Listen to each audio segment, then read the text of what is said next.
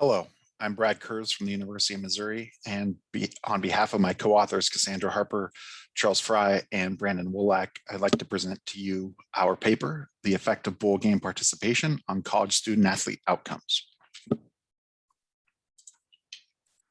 So starting off with the research question. So we asked the research question, does football bowl participation affect student athlete academic and athletic outcomes?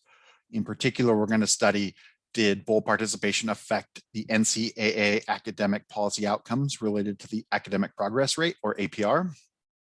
And we're also going to look at future team success through winning percentage and bowl game participation in the subsequent year. To give you a little foreshadow of our answer, we're going to say marginally yes, maybe at best. We do find positive effects on the eligibility rate, that bowl participation seems to increase the likelihood that athletes remain eligible through their season. But we find no effect, positive or negative, on the retention rate and or the APR. And interestingly, we find no effect on future team success. To give you a little background into the literature that helped inform our study, when we think about student athletes, we know that there's been an increased attention on their experiences in college and is through the athletic departments. There is increased time devoted to athletics, and increased chance of physical injury for these students. They are in season spending up to 20 hours in competition practice training. Student athletes have been shown to be isolated from the rest of campus, that they are very much integrated within their athletic communities, but don't have the same academic and social integration as they would as other students on their campuses. And we know that they do have a higher propensity to miss classes due to schedules. And so they are distant and removed at times from the academic side of the university. We know there is influences of competition and athletic success on student athlete outcomes. We know that athletics provides a source of motivation for students to perform well on the academic side, to stay eligible for their sports and to keep their scholarships. And there has been sort of a positive relationship found with overall graduation rates. But on the flip side, we see that athletics does provide a source of stress for these students. Oftentimes it can lead to sort of academic decline and or other negative outcomes for the students. And with respect to athletic success and academic success for football, APR has been positively associated with winning percentages. We'll show you that correlation will show up in our study before we do our full analysis, and negatively associated with study hall hours. So when teams are doing better, their APR does increase, but there may be some negative relationship with how much they're working, how much they're studying relative to how much they're pushing towards their athletic responsibilities. For our particular study, we're going to study the football teams in the NCAA Football Bowl subdivision, formerly known as Division 1A, prior to about 2006, 2007. The number of teams ranged from 120 to 130 across our sample period. That's generally grown across times, with 130 being the current number in our sample. And we were forced to exclude the US military academies due to missing data used within our analyses. And that is from the football names of these schools: Army, Navy, and Air Force were removed from our sample. The time period that we use ranged from 2003 to 2018, beginning when the APR policy was first implemented in 2003, and through 2018 is the last year that all data that we need is available. And overall, the cleaned analytic sample represented 1,958 team year observations that we follow these teams across time. Specifically, we're going to look at 3 academic outcomes and 2 athletic outcomes. For the academic outcomes, these come from specific NCAA academic criteria as measured by the NCAA.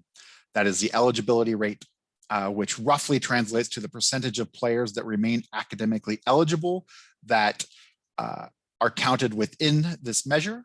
Students that graduate will sort of leave that measure. The retention rates, the percentages of players that re-enroll in the institution and remain retained, And third is the overall academic progress rate, which is the official NCAA academic performance metric, but generally it's a combination of the eligibility and retention rates within a given year. And we're going to use the 1 year APR eligibility and retention rates rather than the 4-year rolling averages that are used for NCAA policy. And athletic outcomes, we're going to use team level outcomes, specifically next year's winning percentage and next year's bowl participation. So we want to see, did bowl participation lead to them having greater benefits in athletics in the next year? When we think about the treatment that we're going to study, specifically, we're going to look at, did the teams participate in a bowl game? And this is the post-secondary, or excuse me, the postseason opportunities in the football bowl subdivision is to play in a bowl game. The best teams will make a 4-team playoff. We're going to look at that sort of first. Did they have the opportunity to play in the first bowl game? The NCAA bylaws define that a team is eligible to participate in a bowl if they have the number of wins equal to or greater than losses against teams in the same division, Division I. They're eligible to participate in a bowl game, but we'll see that not all eligible teams are selected depending on the number of bowl game slots within a given year.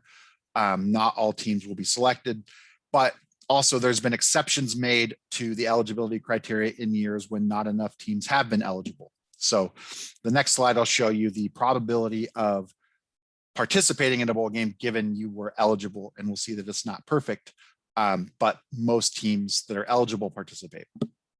The benefits that we're looking at, or the treatment that we're sort of really trying to study within this study are: one, teams that participate in a bowl game, they get to play an extra game. So there may be motivation for the student athletes to remain eligible, to be retained within the institution to play in that postseason bowl game.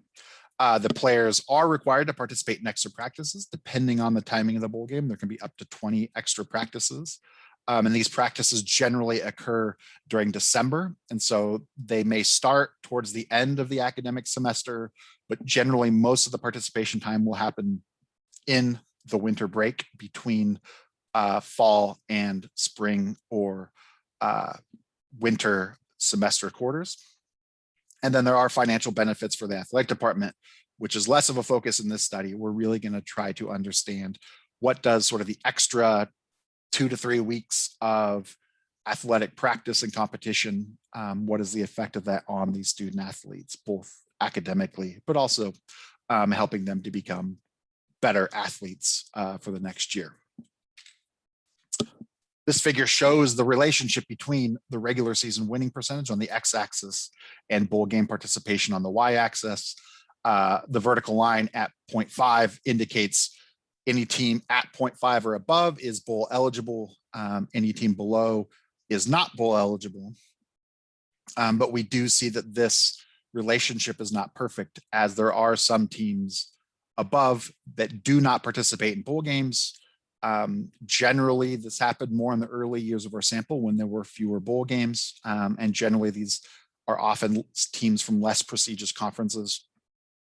But we do see there are as few schools that had winning percentages just below 0.5 that were able to participate in bowl games for various reasons. In particular, there's been a few years where multiple teams were needed to fill bowl game slots that had not reached the 500, and the NCAA made an exception to allow teams below 500 to participate in those bowl games. But the line represents sort of the expectation, and we see that becoming bowl eligible at a 500 record, we still expect to see about 80% of those teams to participate in a bowl game, and that increases up to 1. Whereas if you're below, it's very likely that you're not going to participate in the bowl game. And we're going to use this discontinuity for our research design to look at teams that are just above and just below this threshold to understand the effect of bowl game participation on academic outcomes. In particular, we're going to use the regression discontinuity design, and the attributes of this study of a regression discontinuity design are: 1, the treatment under investigation is substantial and distinct between those that receive it and those that do not. So to make this design work, you need to have a distinct treatment. In our case, the teams either participate in a bowl game or do not. They have an extra bowl, 20 practices. There is a distinct treatment of participation that we are investigating. The key attribute of the regression discontinuity design is that the treatment is assigned based upon values of a forcing, sometimes called a running variable, and a particular cutoff within that forcing variable. In our case, teams become eligible if their winning percentage is greater than or equal to 0 or 500. And you saw that distinct discontinuity in the probability of treatment at 0.5. It went from about 15% to 80% once you cross that threshold of having a 500 record. And then the third attribute is that changes in outcomes cannot be attributed to other factors which change at the cutoff value of the forcing variable.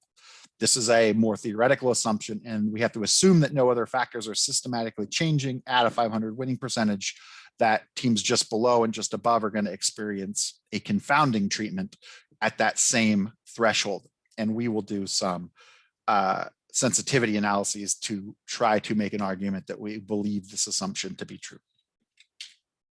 The advantages of the RDD design is that it approximates an experiment at the cutoff, thus causal inference can be made.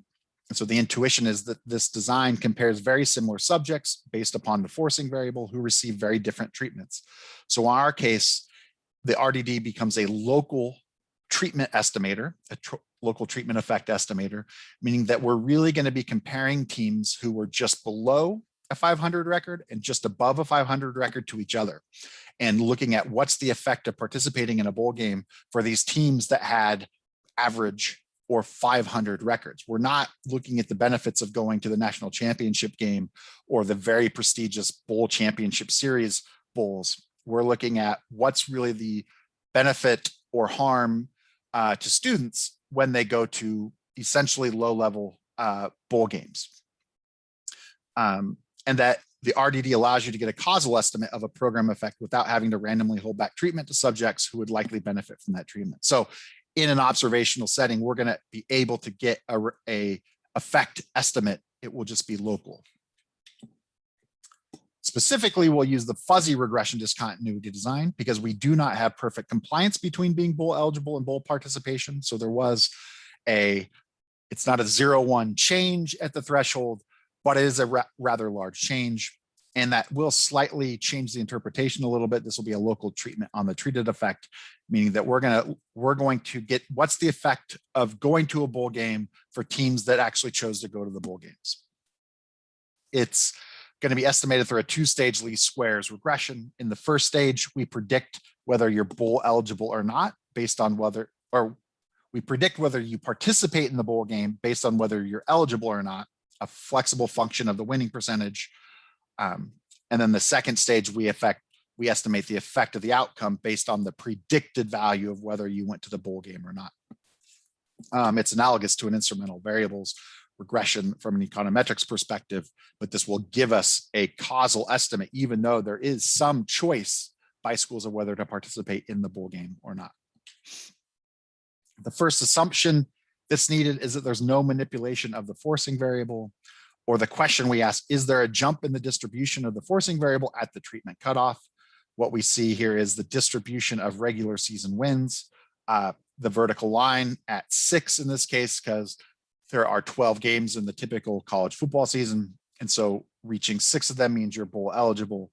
And what we would not want to see is some jump in the distribution here such that the normal distribution is changed around this cutoff. We don't appear to see a major manipulation, meaning the teams that were just below 500 had a real strong incentive to become bowl eligible. They may be willing to be bowl eligible, but our assumption is that the teams they're competing with in that final game are also have very strong incentives to win. So we do not find evidence through the data of manipulation of the forcing variable. The second assumption is the continuity of the outcome forcing relationship. Would the relationship between winning percentage and the outcomes be continuous in the absence of treatment? So what we don't want to see is there's some other confounding factor. The best practices to look at this particular assumption are to look at the control variables we implement and see whether there are statistically significant changes in control variables at that treatment cutoff. We would expect that the treatment shouldn't affect the control variables. If we do find an effect, it's indication there may be some other treatment that's happening. Of our 11 control variables that we investigate, we do find one statistically significant jump of the 11 on football team operating expenses. And what's interesting is the teams that become bowl eligible actually had a decrease in their operating expenses for the year. But what we don't find is anything systematic that appears to be happening such that these teams, there may be some other treatment going on at the same time. So what do we find? What are our results? We foreshadowed this a little bit earlier, but essentially we find some evidence that the retention rate increased, the eligibility rate increased due to bowl participation in our fully specified model, which is panel B, which is this coefficient right here, would indicate that bowl participation increased your eligibility rate by about 0.7. That's a relatively small effect. It translates to about one extra student on your football team of about 80 football players will be eligible due to bowl participation. So it's not statistically significant, but it's not necessarily practically meaningful. There is a small positive advantage. What's interesting, we don't find negative results for either retention. And then there is a small positive increase in the APR. APR is rated on a scale of 1,000. So we're not looking at this in terms of a percentage, and that's why this number is much larger. But this means that the APR went up by about 4.5 points, which is a very small increase and unlikely to cross teams across the threshold of being potentially sanctioned due to their APR rates. Regression discontinuity allows great visuals, and what we see is as the regular season winning percentage increases, we do find the eligibility rates increase, and then we get this discontinuity, this jump, which is our effect estimate at the cutoff, and this is the about 0.7 points, and we see that sort of increase across time. So we get a discontinuity in our eligibility rate, statistically significant, and we can take advantage of this design to get that effect estimate, even though these things are likely correlated. I think the more surprising finding is that bowl participation in the associated game and extra practice was not associated with being successful in athletics the next year, and either next year's winning percent or bowl participation, and very small. So going to a bowl game increased your winning percentage by maybe 2 percentage points. That's not, given that there's 12 games, an extra win would be associated with about an 8 percentage point increase. And so we're only even a quarter of a win changing, and increase the likelihood of participating in a bowl game the next by about 5%. But again, both statistically insignificant and nowhere near close to getting estimates that we would trust as actually having a positive effect. Visually, if we look at next year's winning percentage, we see pretty much a straight line that goes through that cutoff, that there's a strong positive correlation between winning percentage this year and next year, but there is no jump due to bowl eligibility. The regression discontinuity, we just showed statistically that there was no effect, and because there's no jump right here at the threshold, we don't believe that participating in bowl game has any positive effect or negative effect on next year's winning percentage. So, question we asked, did football bowl participation affect student athlete academic and athletic outcomes?